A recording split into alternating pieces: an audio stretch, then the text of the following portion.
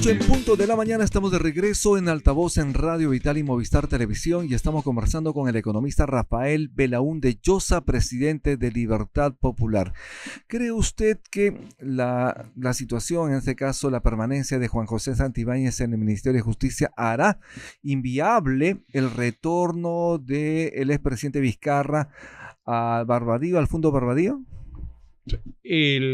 Bueno, yo creo que el presidente Vizcarra, con astucia política, él mismo ha instruido a su defensa que no apelen y él va a optar por quedarse ahí porque eso siente él y creo yo también que lo favorece políticamente, ¿no?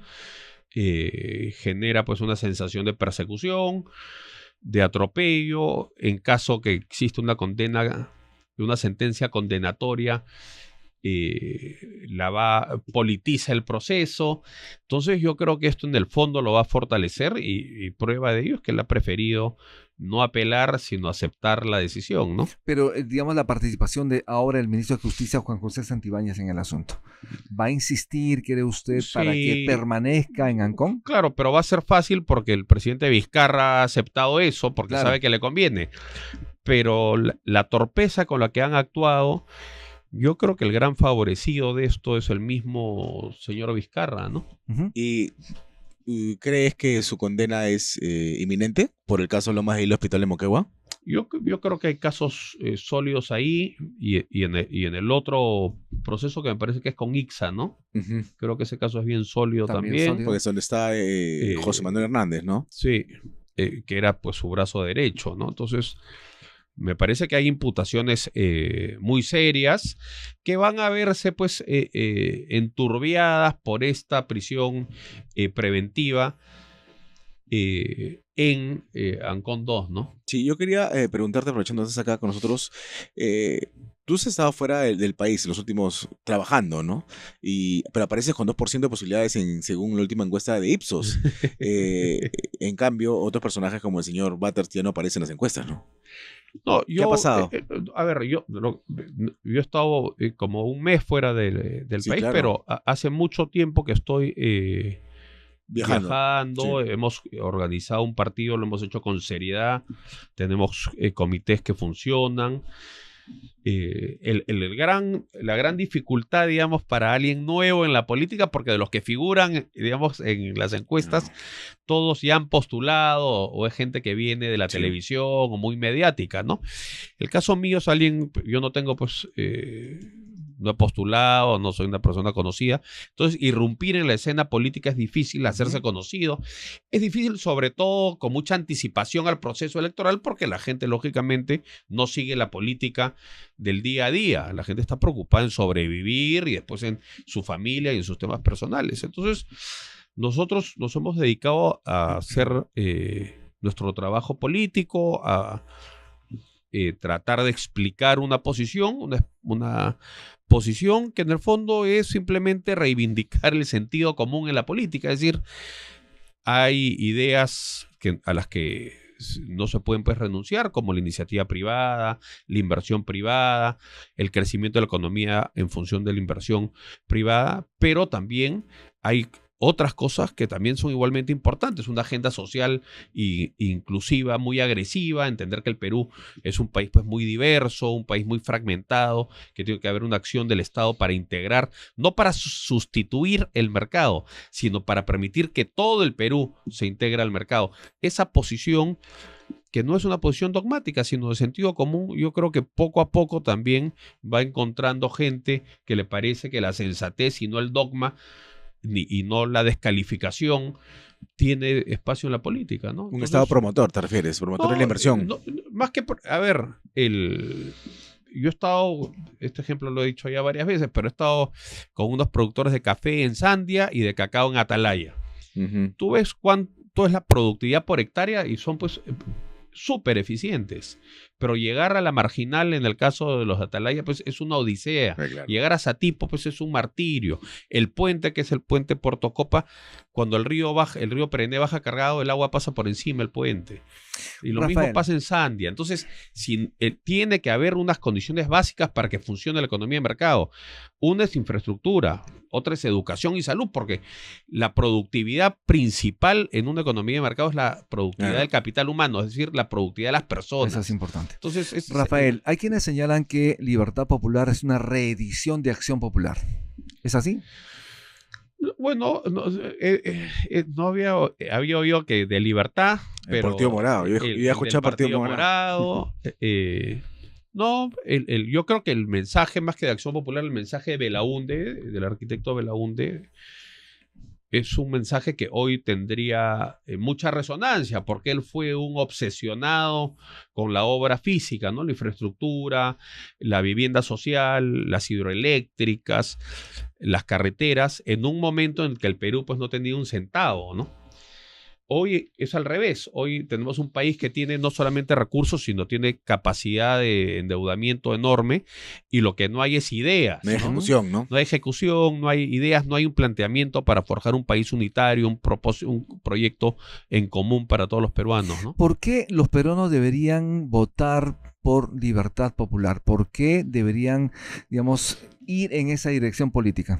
Bueno, yo creo que tenemos que ofrecerle al país un proyecto con espacio, digamos, para todos. Todos tienen que sentirse que son parte de un mismo proyecto de país y que hay futuro, pero para todos, ¿no?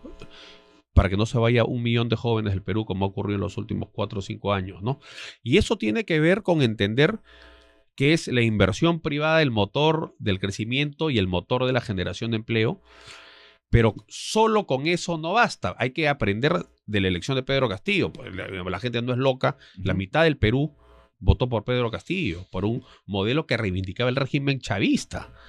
Y eso es porque hay parte del Perú que se siente pues totalmente ignorada, Excluido, ¿no? marginada, y si uno se pasea por el sur andino, se da cuenta que esa indignación es justificada. La calidad de las prestaciones de salud, de educación, de infraestructura, de justicia, Claro. de seguridad, son pues paupérrimas. No tiene ni Entonces, agua, ¿no? entonces, si nosotros queremos que el Perú sea un país capitalista, pro mercado, como es mi convicción, en el caso del Perú, la acción del Estado es muy importante. Entonces, renunciar a ella por un dogma ridículo me parece que es muy perjudicial, ¿no? Entonces, nosotros tenemos la obsesión por el crecimiento a base de la inversión privada, pero con esa misma obsesión también se tiene que aplicar en la obra pública, la vivienda social, la integración, la masificación del gas en el sur andino. Entender que un país no es una empresa, entonces la variable económica no es la única, hay variables sociales, hay variables geopolíticas. Haber abandonado Puno le permitió a Evo Morales infiltrar sus ideas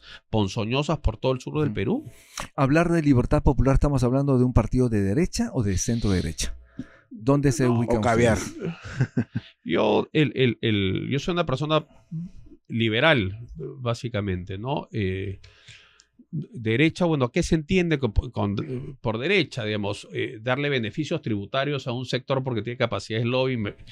Y yo no creo en eso. ¿A qué sector se refiere, por ejemplo? Bueno, hay varios. Ley de promoción agraria, ¿te refieres? Últimamente al de la ley de promoción agraria. Nacionalizar las industrias que son postulados de la izquierda, yo no comulgo con eso. Yo creo en la iniciativa privada, en la inversión y en un Estado que se haga respetar, que recaude sus tributos, que le cobre a las empresas y que use esa plata justamente para atender primero a los que más necesitan y hacer más inversión ahí donde los privados no pueden invertir. A propósito de la ley de promoción agroexportadora, obviamente hay una decisión ya del Congreso en segunda votación y debe pasar obviamente al Ejecutivo para que le dé visto bueno o lo observe. ¿Debería observar la norma? Yo creo que debería, pero este Congreso, que es un Congreso pues lacayo de intereses económicos particulares, la va a aprobar por insistencia.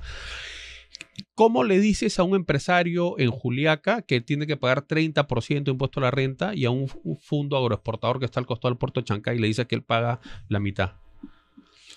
Es decir, ¿cómo justificas alguien que está lejos del mercado, con pésima infraestructura, con pocas condiciones, mala atención energética, 1000 dificultades? No, tú pequeño y alejado del sur andino, 30%. El que está en la costa, al costado de un puerto, con toda la infraestructura, tú pagas 15%. Y además un sector... Eso me parece que es un error. Y le hace un error a la agroexportación misma, porque el gran milagro de la economía en los últimos 20 años en el Perú es el boom agroexportador, que se sostiene en otra cosa, se sostiene en que el Perú ha celebrado tratados de libre comercio con un montón de países, que el 95% del comercio internacional está amparado con sus tratados de libre comercio, a las obras de irrigación monumentales que se han hecho para traer agua de la cuenca del Atlántico para irrigar los desiertos de la costa. Ahí está la productividad del agro.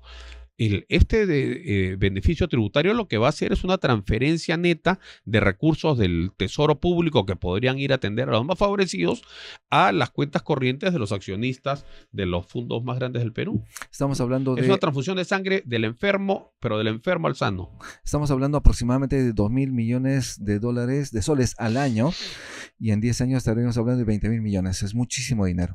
Es una locura. Yo sí no puedo estar en contra de ningún tipo de reducción de impuestos, pero sí esa ley la haría general, ¿no? Claro, y ese me parece que es el tema de fondo, ¿no? Si resulta que si a una actividad económica le bajas la presión tributaria, esa actividad prospera y contrata más empleo, bueno, ¿no? De repente ese es el argumento que tenemos que tener.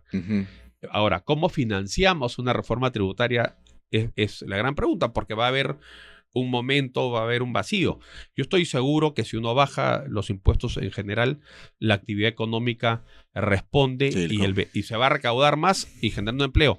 Pero esa transición la tienes que financiar con algo, y yo creo que eso se puede financiar si logramos destrabar los proyectos mineros, porque la renta que eso generaría te permitiría hacer una reforma tributaria y tener un sistema mucho más amigable. Lo concreto es que si usted es elegido presidente de la República, ingresa el 28 de julio de 2026, va a tener 2.000 millones de soles menos para invertir en el país debido a esas exoneraciones. Sí, yo creo que hay que hacer un esfuerzo por revertir eso, explicarle también a los mismos productores, agroexportadores, que les conviene, digamos, es un flaco favor decir que la agroexportación en el Perú solo se sostiene porque cobran la mitad de impuestos, porque pagan la mitad de impuestos.